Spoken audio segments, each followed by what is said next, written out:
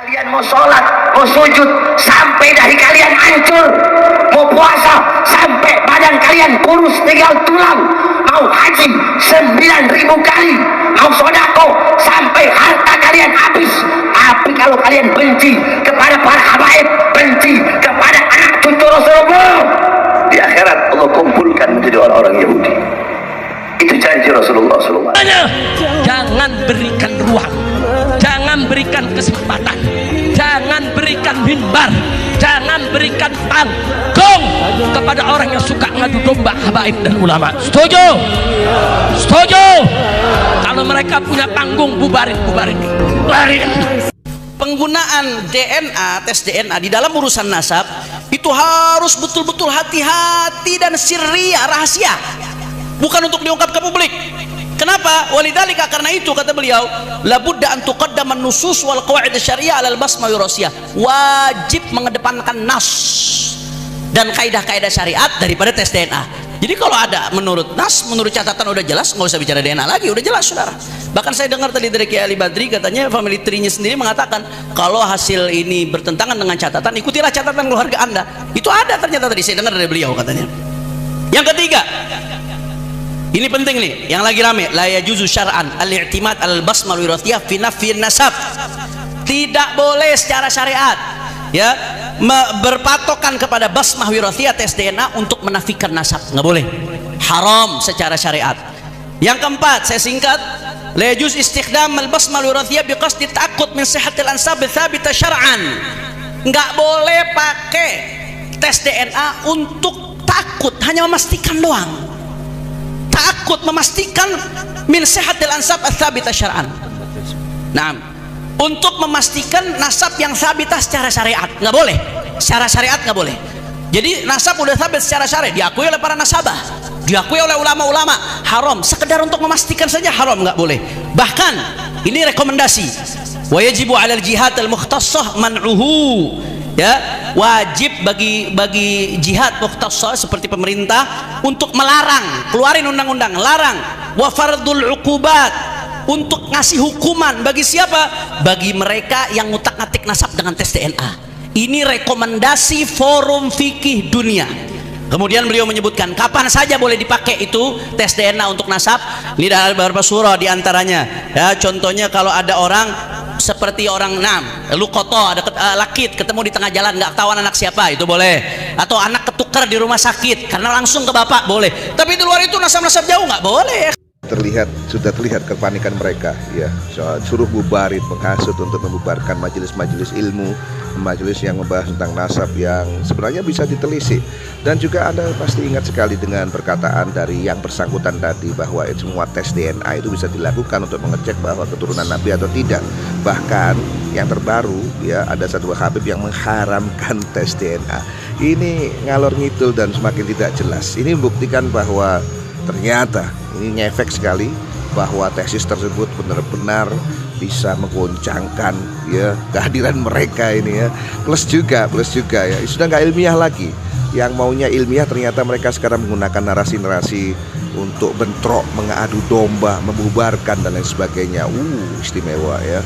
Anda mau setuju atau tidak itu hak Anda, silakan saja. Mau tetap dikibulin seperti itu dan Anda meyakini hal tersebut, monggo-monggo saja. Tapi kalau Anda menggunakan akal sehat, logika yang sangat dianjurkan oleh agama berdasarkan dari studi nasab, ya, studi pustaka maksud saya. Bahkan ada seorang filolog dari Indonesia, guru besar nggak salah, Profesor Menajem Ali, guru besar Unair Surabaya, sudah berkata bahwa untuk dokumen-dokumen awal sebagai filolog, beliau berkata untuk Ubaidillah ini tidak ditemukan, ya, sungguh sudah habis perkara. Jadi habis perkara. Mereka sekarang menggunakan narasi serang, kemudian adu domba, kemudian juga bubarkan. Itu kan narasi-narasi yang orang tidak beradab menurut saya. Kenapa? Karena tidak mengedepankan ilmu, Pak Bro. Di sini terlihat jelas bagaimana sesungguhnya mereka itu. Makanya segeralah Anda, bagi Anda yang masih mendukung, tolong berpikir ulang lagi apa yang jadinya anak cucu kita nanti kalau orang-orang seperti itu malah dikasih panggung. luar biasa. Jangankan manusianya, ulamanya, tiangnya aja alim di Tarim ini. Tiang adalah tiang yang dulu pernah menegur atas orang yang sholat di sampingnya ketika salah baca Al-Quran. Berasa di Disneyland gak? Dengerin pendongeng dari negeri ini. Anehnya pengikutnya, ia aja lagi. Allah Ta'ala berfirman, lihatlah bagaimana mereka berbuat dusta atas nama Allah, dan cukuplah itu sebagai perbuatan dosa yang nyata. Surat An-Nisa ayat 50. Hadhihi sariyah allati raddat 'alal musalli. Ini adalah tiang yang dulu pernah menegur atas orang yang sedang sholat di dekatnya. Kenapa? Waktu itu ada orang yang sholat di dekat tiang ini, kemudian dia baca surah Al-Quran, ternyata bacaannya salah. Ditegur sama tiang ini. Mending antum jangan sholat dan baca Quran di situ deh. Ntar antum disindir tiang lagi. Di kota Tarim, bayi-bayi yang ada di kota Tarim itu, mereka itu nggak tumbuh balik kecuali mereka sudah jadi wali. Mayuhammim syaribu, nggak ada yang tumbuh kumis illa wagudu mukashif, kecuali sudah jadi wali. Berkumis di kota Tarim sudah bisa jadi wali alim. Saking alimnya, makan es krim langsung di box pendingin. Emang si paling bohongin. Habib Abdurrahman As-Segaf bin Muhammad Maulad Dawileh 60 kali dalam satu malam menghatamkan Al-Quran. Setiap satu rakaat beliau sekali menghatamkan Al-Quran. Mengikuti amalannya Mugaddam Sani Habib Abdurrahman Segaf, umur 7 tahun menghatamkan Al-Quran dalam satu rakaat salatnya. Bagaimana Habib Abu Bakar bin Abdullah Al-Attas?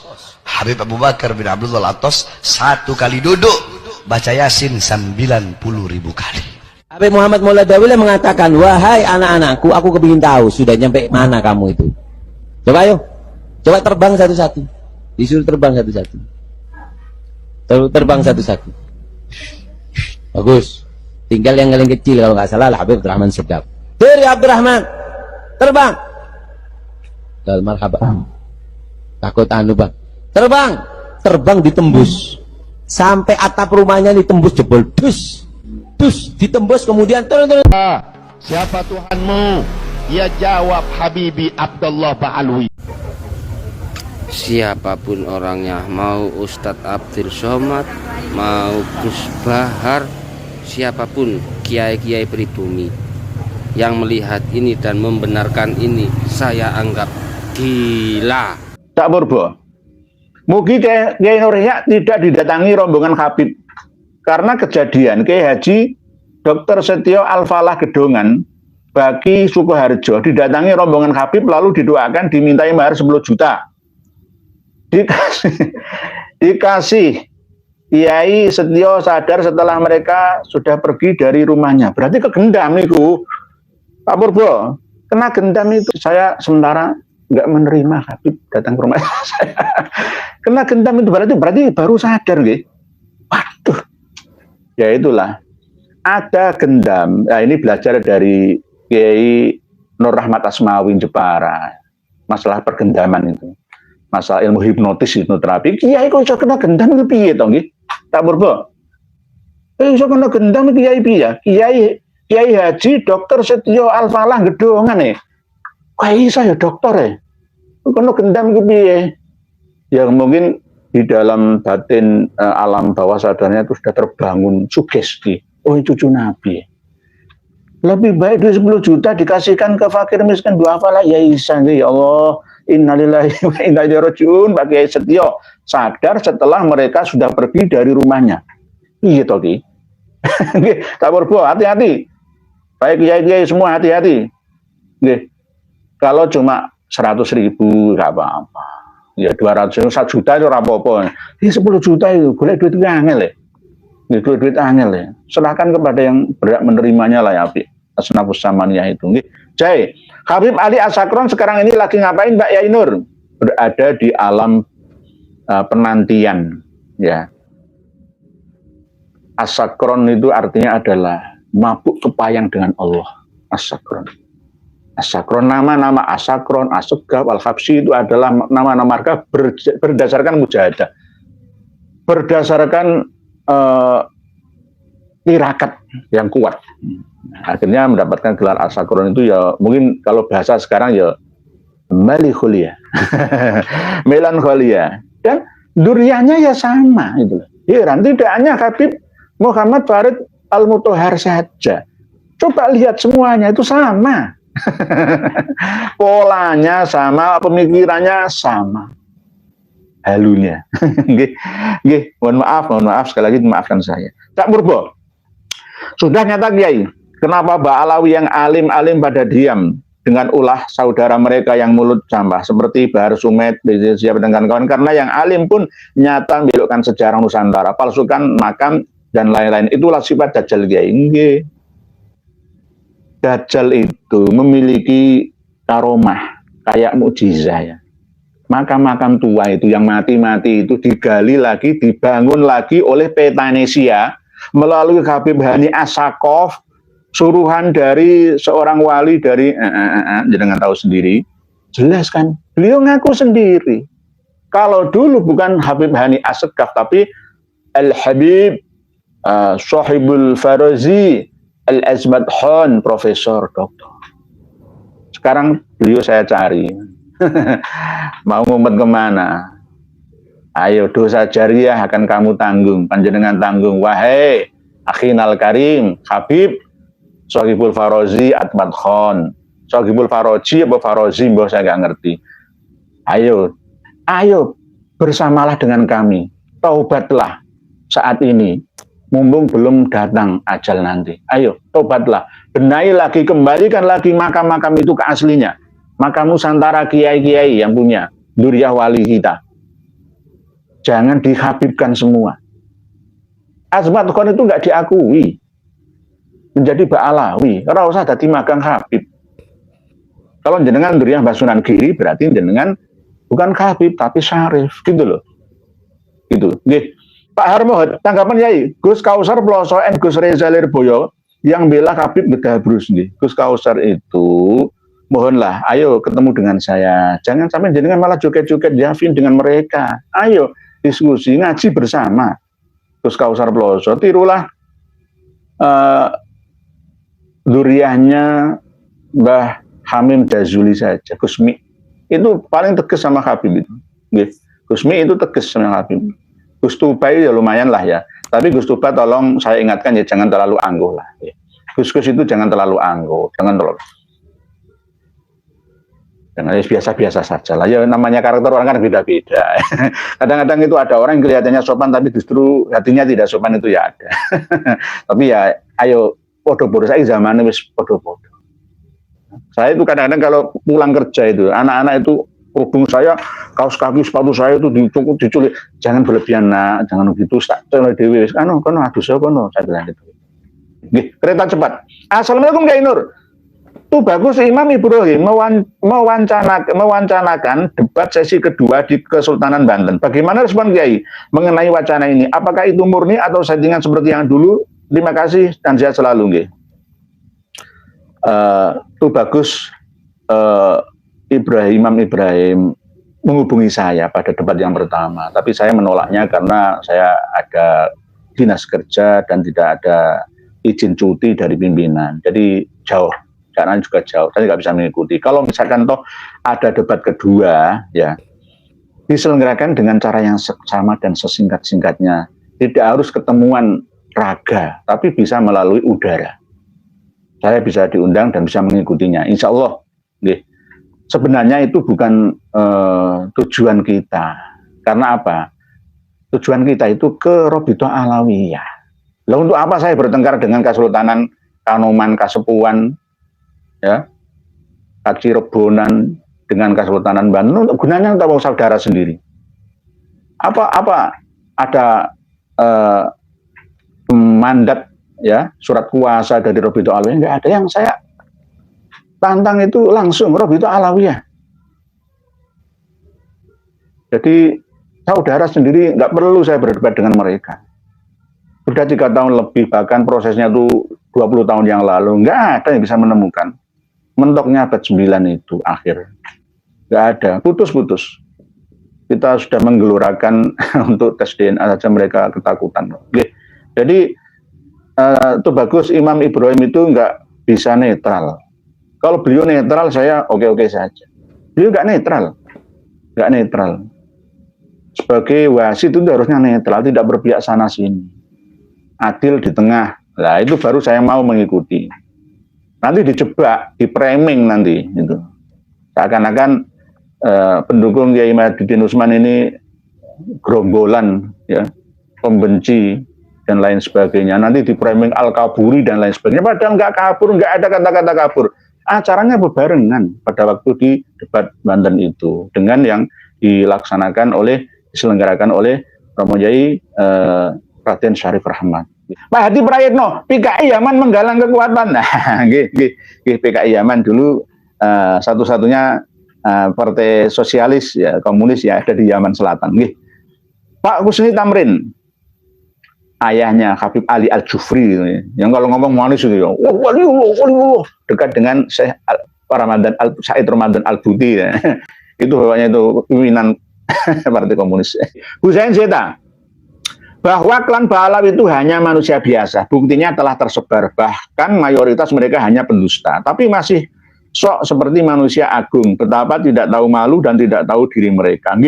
Lurs Husain Zeta di dalam Tastahi Fasna Masyita, If'al Masyita, ketika sudah tidak memiliki rasa malu, ya berbuatlah semaumu. Mereka para Habib Ba'alawi itu harus taubat. Sudah sering saya sampaikan, taubatlah. Ngaku sejujurnya, sampai tetap saudara. Saya sudah menyampaikan islah kok malah dilawan, ngompor-ngompori mau menguasai NO untuk melawan kami. Bagaimana? Malam ini sebenarnya itu spektakuler, bombastis, fantastis. Kami akan mewawancarai pimpinan asli Laskar Sakerah Madura. Tapi gara-gara ada undur, maka ditunda. Asli, pimpinan Laskar Sakerah asli yang berpihak kepada kita. Yang mendukung perjuangan kita. Enggak ada. Tokoh Sakerah itu bela penjajah, itu enggak ada. Semuanya bawa celurit mau melawan Gus Nuril, Gus Fuad, iya toki. Oh enggak ada. Sakerah ya itu berani sama Kiai Nusantara itu enggak ada. Ceritanya itu enggak ada. Nah inilah keberhasilan Habib Ba'alawi yang mampu memecah belah bangsa. Kita harus waspada. Kita ini diadu domba. Minoritas mengadu domba mayoritas supaya persatuan kita semakin lemah. Pak Karsono bin Yadi, hanya demi memenuhi syahwat duniawi, segala macam cara dilakukan manusia tanpa memikirkan resiko di dunia maupun kelak di akhirat. Kayak begitu Pak Karsono bin Yadi. Gus Husain Zeta, pemekasan. Dajjal memang mahir berpura-pura berdusta dan merubah banyak hal, seperti memalsu hadis Nabi, sejarah. Tapi semahir-mahirnya Dajjal merubah dan memalsu, mereka takkan pernah mampu merubah dan memalsu darah mereka. Bener. Kok sampai bisa memalsu darahnya? Ya hebat juga dia.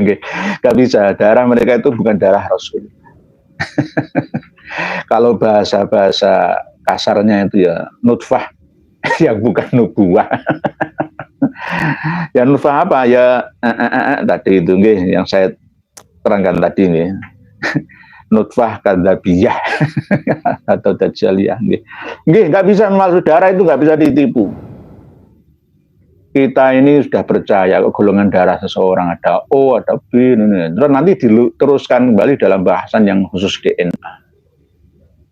Hari gini masih menolak DNA, apa kata dunia? Hari gini kok masih nolak tes DNA, apa kata dunia? DNA itu ilmu pasti, ilmu alam. Ya ilmu kausalitas sunnatullah, nggak bisa dihindari kok.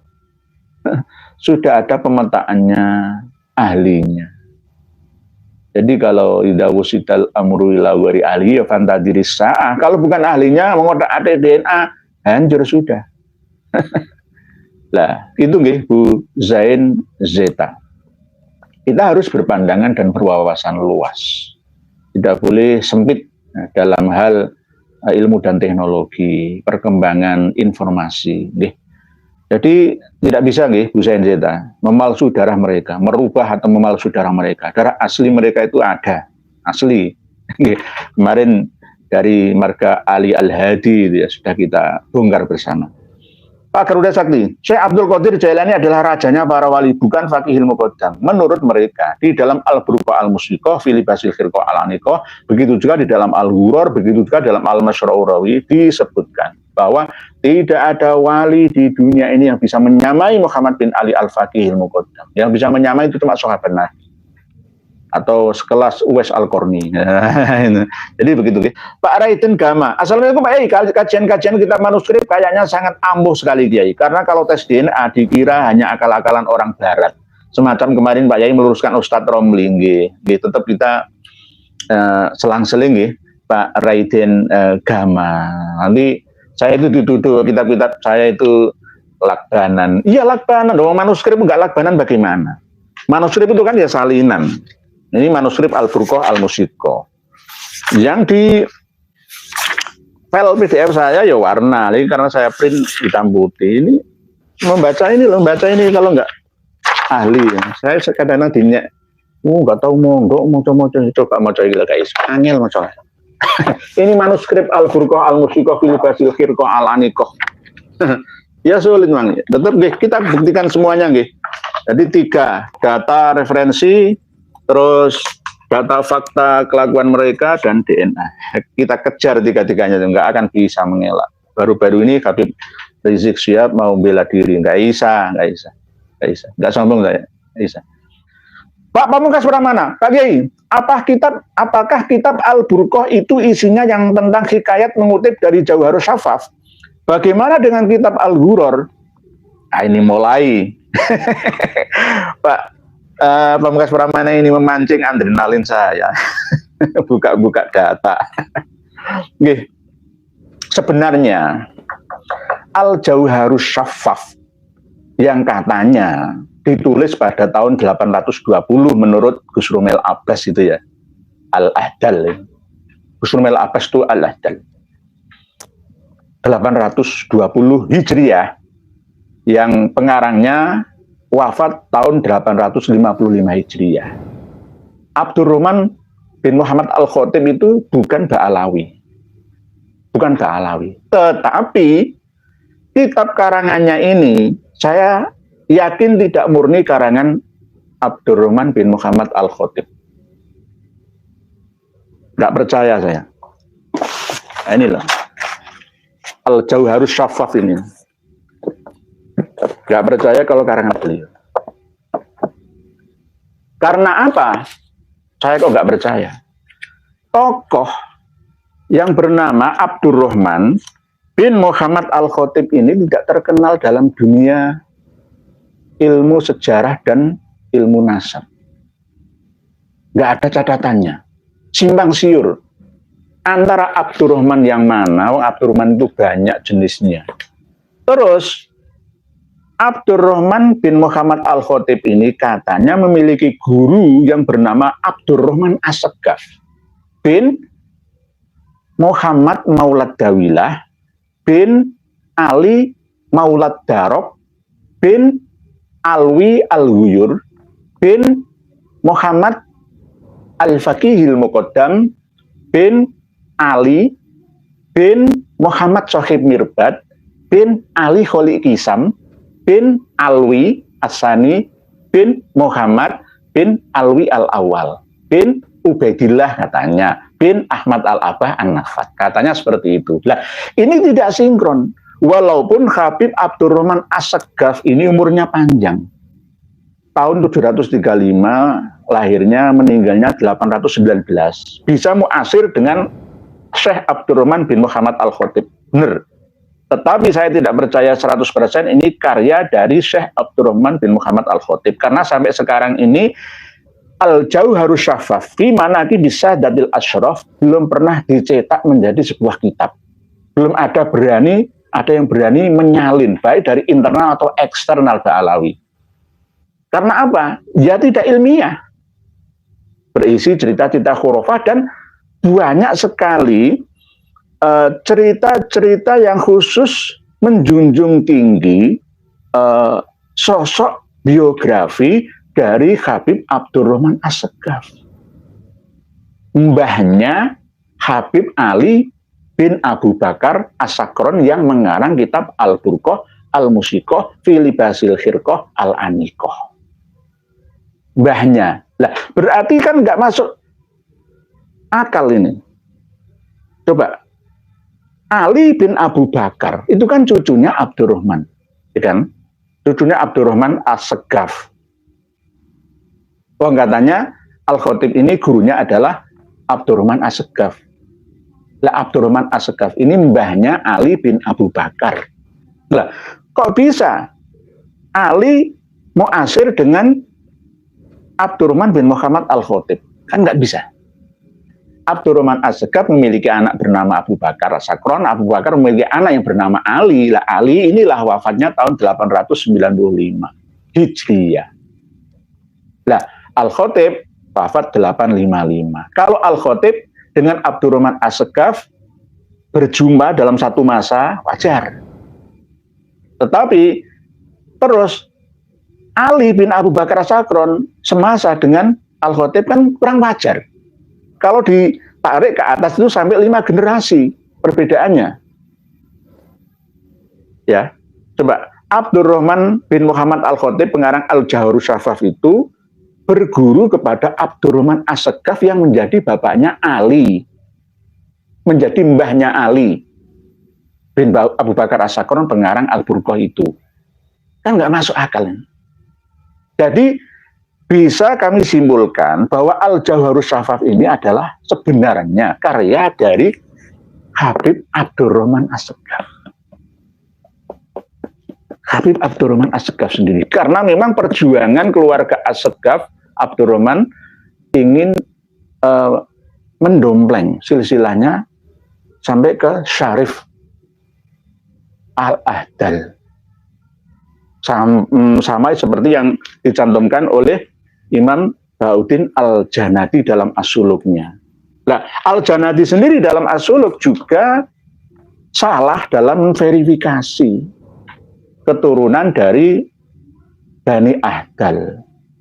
Yang hijrah pertama kali itu Muhammad bin Sulaiman yang wafat 540, nggak micing. Lalu Muhammad bin Sulaiman bin Ubaid bin Isa bin Alwi bin Muhammad bin Himham bin Aun bin Musa Al-Kazim atau bin Aun bin Hasan bin Husain As-Sughra. Lalu baru ke Ali Zainal Abidin, nggak masuk. Dan ini tidak diverifikasi dulu oleh Al-Janadi. Begitu juga tidak diverifikasi oleh pengarang Khulasatul Athar Al-Muhibbi, Muhammad Amin Al-Muhibbi, Asy-Syaikh Muhammad Amin Al-Muhibbi. Jadi kalau Pak Pamungkas Pramana menanyakan apakah Al-Burqah mengutip Al-Jawharus Syafaf, Al-Burqah itu kan cucunya yang mengarang Al-Jawharus Syafaf yang asli. Lalu Al-Jawharus Syafaf itu disandarkan kepada non-Ba'alawi sama seperti Ar-Raudul Jali, Said Murtado Az-Zabidi yang non-Ba'alawi. Begitu Pak Pamungkas Pramana. Intinya, kesimpulannya, semakin banyak ulama internal atau eksternal Ba'alawi yang mengarang kitab nasab dan menukil, mencantumkan keabsahan keberadaan dari silsilah nasabnya Ba'alawi, maka semakin diyakini dan semakin terkenal keberhasilan untuk mengegulkan surah wal istifadhahnya itu. Jadi tidak mengutip dari Al-Jawharus Syafaf, tapi mengutip dari bapaknya dan mbahnya sendiri, Ali bin Abu Bakar bin Abdurrahman As-Segaf. Karena di muqaddimah, di manuskripnya sudah saya pelajari berkali-kali,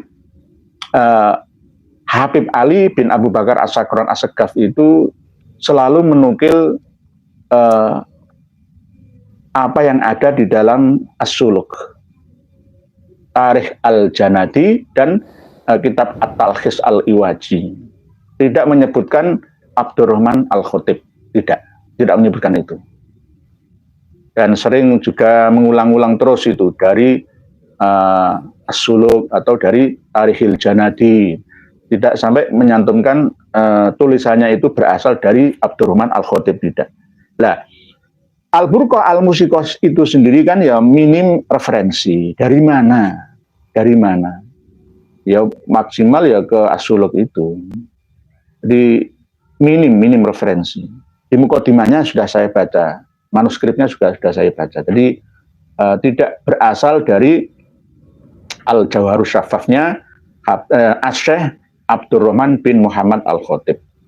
Setiap kitab yang dikarang oleh Ba'alawi atau kitab karangan eksternal Ba'alawi atas permintaan gurunya yang berasal dari Ba'alawi, atau kitab non Ba'alawi yang disalin oleh kalangan Ba'alawi, itu sangat mencurigakan.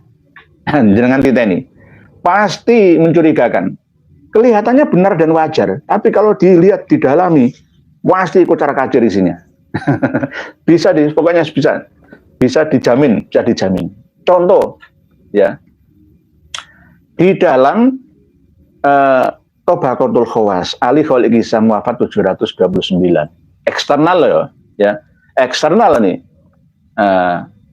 As-Sirji, Az-Zabidi, Abdul Latif As-Sirji Az-Zabidi, wafatnya Ali Khalid Hisam 729.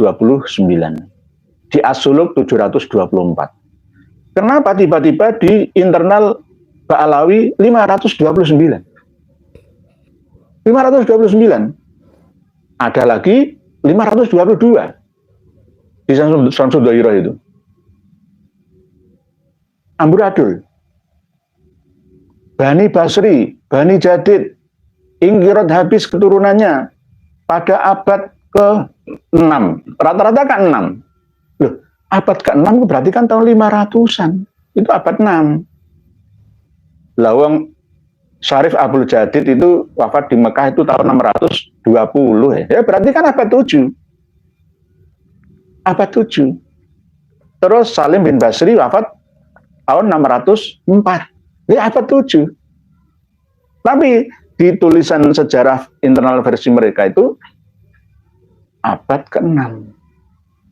Padahal kalau diteliti itu justru malah akhir abad ke-10. Di dalam Al-Mausu'ah itu menerangkan Bani Basri, Bani Jadid itu ingkirat habis keturunannya, generasinya pada akhir abad ke-10. Berarti mendekati abad ke-11 Hijriah. Nah, hal-hal seperti inilah yang membuat kita harus waspada ketika membaca kitab-kitab nasab dan sejarah versi mereka dan eksternal mereka. Begitu guys, sebentar lagi Pak Pamungkas Pramana. Jadi bagaimana dengan kitab Al-Ghuror? Kitab Al-Ghuror lebih horor lagi. Sekelas Syekh Muhammad Amin Al-Muhibbi pengarang kitab Al-Khulasatul Athar saja nggak mau membaca secara lengkap isi kitab dari Al-Ghuror, sehingga tinggal menyimpulkan saja. Ya inilah, kita tidak mengoreksi menyalahkan beliau yang alim dan alama itu di masanya. Sama seperti yang saya sampaikan. Contoh, Syekh Bahauddin atau Imam Al-Janadi As-Saksaki Al-Kandi pengarang kitab As-Suluk fi Tabaqatil Ulama wal Muluk itu ada 5 kesalahan yang ada di dalam kitab As-Suluk itu, baik versi manuskrip ataupun versi cetakan. Ada kesalahan fatal tentang mengutip Al-Qur'an, ya. Walladzina amanu wa amilus solihati lanubawwi annahum minal jannati ghurafan tajri min tahtihal anharu khalidina fiha ni'ma ajrul amilin. Dirubah menjadi walladzina amanu wa amilus solihati lanubawwi annahum fid dunya hasanatan wal ajrul akhirati akbar law kanu ya'lamun. Itu salah. Fatal itu. Fatal. Itu sekelas Imam Al-Janadi. Lah setelahnya ya bisa juga salah. Bisa juga salah. Sekelas misalkan Imam Ibnu Hajar Al-Haytami yang mengatakan bahwa Habib Turman Al-Idrus itu termasuk Syekhul Jinni wan Nasi wal Malaikati. Gurune jin, guru sing usul, gurune malaikat. Itu kan ya bisa dipertanyakan. Kitab asli kitab nasab karya beliau sendiri ya tidak menyebutkan itu. Mablagul Arab fi fakhril Arab, tidak menyebutkan tentang adanya Ubaidillah atau Abdullah, nggak ada. Begitu, sebentar Mas Permana. Pak Kiai, apakah kitab Al-Burqah itu isinya yang tentang hikayat mengutip dari Jawharus Syafah? Bagaimana dengan kitab Al-Ghurrar? Hampir sama. Isinya itu banyak halunya, sama. Al-Jawharus Syafah juga lebih banyak, ya, isi cerita atau hikayat horornya, ghurarnya, halunya. Al-Ghurrar juga tidak lebih banyak dari Al-Jawharus Syafah. Di Al-Burqah juga ada, termasuk Al-Burqah itu mengutip karomahnya Imam Al-Faqihil Muqaddam. Setiap ada orang yang meninggal dunia dari kalangan Ba'alawi, itu pasti Imam Muhammad bin Ali Al-Faqihil Muqaddam ikut menyolatinya walaupun sudah meninggal dunia. Itu dikutip oleh Habib Ali bin Abu Bakar As-Sakron dalam Al-Burqah Al-Mushtiqohnya. Dan bahkan di dalam Al-Burqah Al-Mushtiqoh itu juga menyebutkan tidak ada di dunia ini wali yang menyamai kedudukan dari Muhammad bin Ali Al-Faqihil Muqaddam, leluhur kita. Tidak ada yang menyamai. Yang bisa menyamai itu cuma sahabat Nabi. Ayo, si Abdul Qadir Al-Jailani kalah. Itulah tadi cuplikan yang mana ini menandakan bahwa kaum Balawi sudah mulai ketar-ketir dan juga sudah ketakutan nih teman-teman akan tes DNA yang ditunggu-tunggu dan menjadi sebuah pembuktian bahwa mereka memang dzurriyyah Rasulullah SAW. Banyak sekali kalangan para pihak-pihak yang menantikan itu, namun sampai saat ini kaum Balawi masih gentar untuk melakukan tes DNA. Alih-alih tidak mau tes DNA, malah sibuk mencari dalil untuk membela agar tidak bisa untuk dites DNA. Dan kita sudah saksikan bersama ulasan dari Kiai Ikhya yang sangat luar biasa membedah kitab-kitab yang berhubungan dengan nasab. Bagaimana menurut teman-teman semua? Penilaian dari teman-teman semua silahkan lanjut di kolom komentar. Terima kasih untuk teman-teman yang selalu support channel ini dan terus tonton channel Arman Al-Fatih agar bisa selalu memberikan hal yang bermanfaat bagi teman-teman semua. Terima kasih. Sampai jumpa di video selanjutnya. Assalamualaikum warahmatullahi wabarakatuh.